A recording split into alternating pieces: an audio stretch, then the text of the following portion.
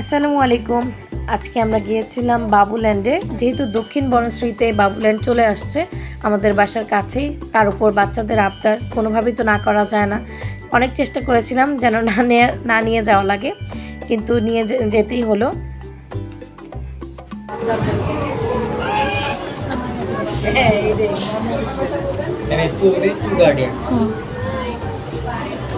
সময় 7:17 দেবেন।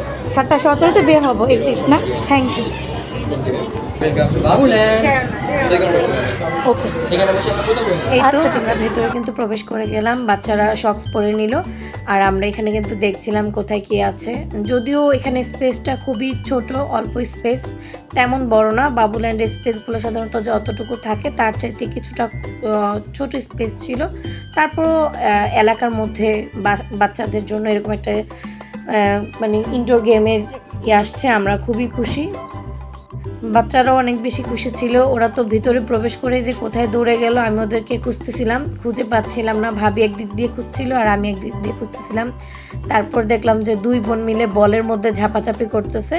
ওদেরকে অবশেষে আমরা খুঁজে পেলাম। আসলে ছোট মানুষ, ছোট বাচ্চারা এইটুকু খেলনা পেয়ে অনেক বেশি খুশি থাকে।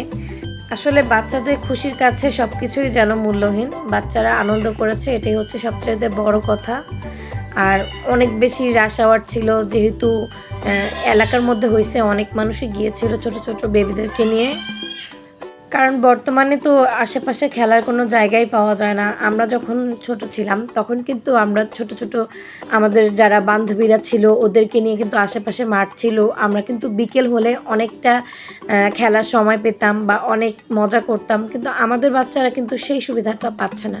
যেহেতু সব জায়গায় শুধু বাড়ি আর বাড়ি, বিল্ডিং আর বিল্ডিং, তো এইখানে কিন্তু ঢাকাতে খেলার মতো তেমন মাঠ খুবই কম। বিশেষ করে আমাদের এলাকার আশেপাশের মধ্যে নাই, একটু দূরে গেলে হয়তো বা পাওয়া যাবে, কিন্তু বাচ্চাদের নিয়ে ওরকমভাবে প্রতিদিন যাওয়ার সময় করে ওঠা সম্ভব হয় না। তো সেক্ষেত্রে ভালোই লাগলো। এই তো আমাদের ফাইজান, ও কিন্তু শুরুর দিকে ঘুমিয়েছিল, তারপরে কিন্তু ভালোই উঠে অবাক অবাক চোখে সবাইকে দেখছিল।